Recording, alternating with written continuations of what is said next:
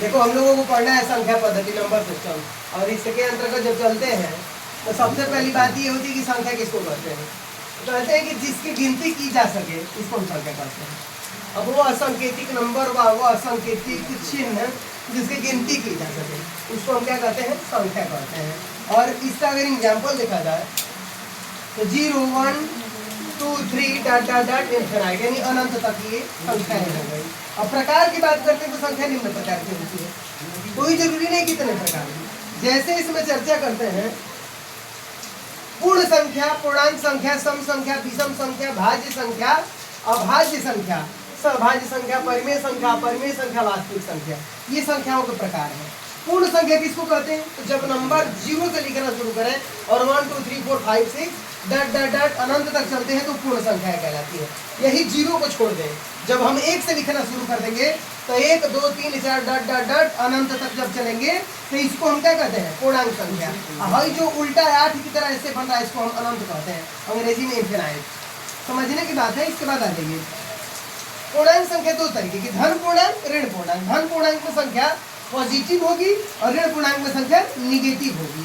अब आइए समझने की चीजें हैं कि 1 2 3 4 डॉट डॉट डॉट अनंत ये धन पूर्णांक हो गए और अनंत डॉट डॉट डॉट -4 -3 -2 -1 ये हमारी ऋण पूर्णांक संख्या होगी। जैसे यहाँ पर एक मैंने लाइन बना रखा है, इसको हिंदी में संख्या रेखा कहते हैं और नंबर लाइन इंग्लिश में कहते हैं। बीच में 0 को रखा है, आगे की तरफ जब राइट में बढ़ते हैं तो पॉजिटिव और लेफ्ट में बढ़ते हैं तो निगेटिव। जैसे 0 से आगे चल रहे हैं तो 0 के बाद 1 2 3 4 5 6 7 डॉट डॉट डॉट इन्फिनाइट तक चल रहा है तो ये हमारा धन पूर्णांक है।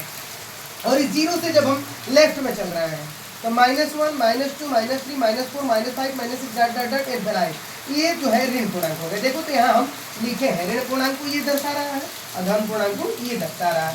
आइएगा अब सम संख्या, वह संख्या जो 2 से पूर्ण रूप से विभाजित हो जाए, जो 2 से कट जाती है उसको सम संख्या कहा जाता है। जैसे 2 4 6 डॉट डॉट डॉट अनंत। इसके बाद विषम संख्या जो 2 से ना कटे, जैसे हम कह सकते हैं कि 1 है 3 है 5 है 7 है, ये विषम संख्या है, 2 से कभी घट नहीं सकते। इसके बाद भाज्य संख्या, भाज्य संख्या की जब हम बात करते हैं तो भाज्य संख्या वही होती है जो स्वयं से भी कट जाए और दूसरों से भी कटे। जैसे हम कह सकते हैं कि 4 सबसे छोटी भाज्य संख्या 4 है, इसके बाद 6 8 10 ऐसे डॉट डॉट डॉट अनंत। बहुत सारी यहाँ संख्याएं लिख रखा है मैंने, ये जो संख्याएं हैं सब भाज्य संख्या है क्योंकि अपने से भी कटती है दूसरों से भी कटती है।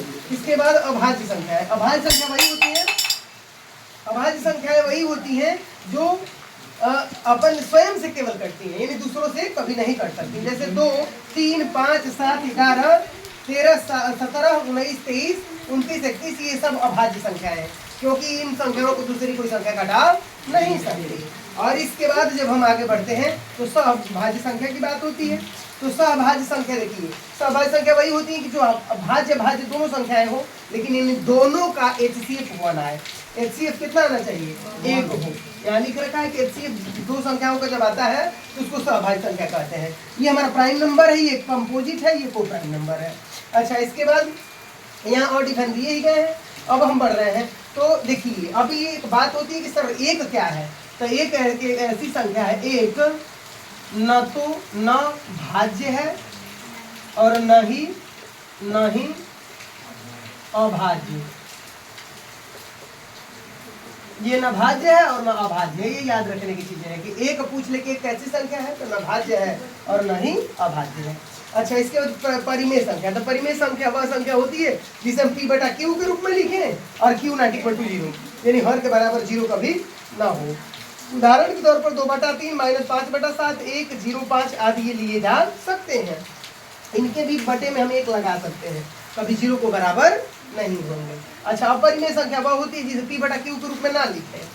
और जैसे उदाहरण में दिया गया है कि √2 √3 पाई आदि ये अपरिमेय संख्याएं होंगी। अब वास्तविक संख्या की जब बात करते हैं तो वास्तविक संख्या परिमेय और अपरिमेय संख्या जब दोनों मिलकर कहीं लिखी जाती हैं तो इनको हम कह देते हैं वास्तविक संख्या। उदाहरण अगर इसका यहाँ लिखना चाहे तो आप लिख सकते हैं तो 2/3 -5/7 0 इसके बाद 1 5 √2 √5 पाई, ये सब उदाहरण हो गए किसके, वास्तविक संख्या के। तो इस वीडियो में इतना ही और आप सब लोग मेरे चैनल को सब्सक्राइब करें, लाइक करें। धन्यवाद।